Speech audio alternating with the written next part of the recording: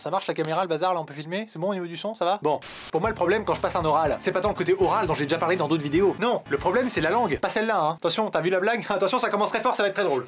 Que ce soit un oral d'anglais, d'allemand ou d'espagnol, je parle pas des oraux de chinois ou de russe parce que bon, ces gens-là ont délibérément choisi de se faire du mal. Bon, chacun ses fantaisies et ses fantasmes. Cela ne nous regarde pas. Quelle que soit la langue que tu passes, tout le monde le prépare de la même façon hein. Bah oui, et la veille t'as toujours une copine qui te dit ah ce soir je vais me mater une petite série en anglais et après je peux te dire je suis bilingue. Qu'est-ce que c'est que ce mythe? D'où en regardant 3 vidéos pourries en un soir, tu vas rattraper d'un coup tout le retard que t'as accumulé en un an alors que t'étais au fond de la classe en train de jouer au morpion. C'est de la poudre de perlimpinpin.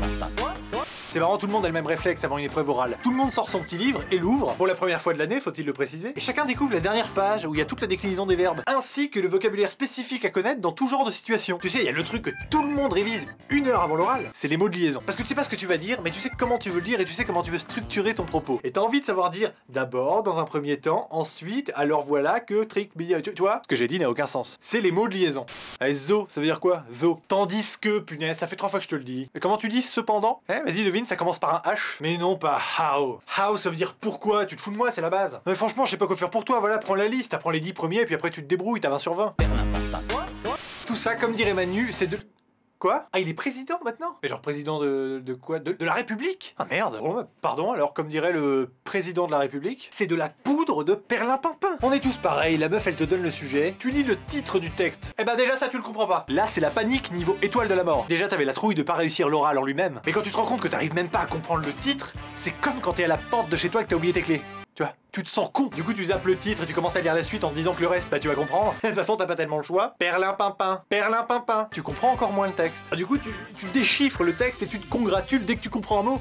If, ça veut dire si. So, c'est you, ça veut dire lui. Thing ça veut dire chose. Voilà, par contre du coup comme ça bah ça veut rien dire. Finalement t'essaies de rassembler les quelques mots-clés que t'as trouvés sur un brouillon, je parle même pas de faire un plan, oh là, faut pas être trop ambitieux. Et vient le moment de présenter le texte. Alors, pardon, sorry.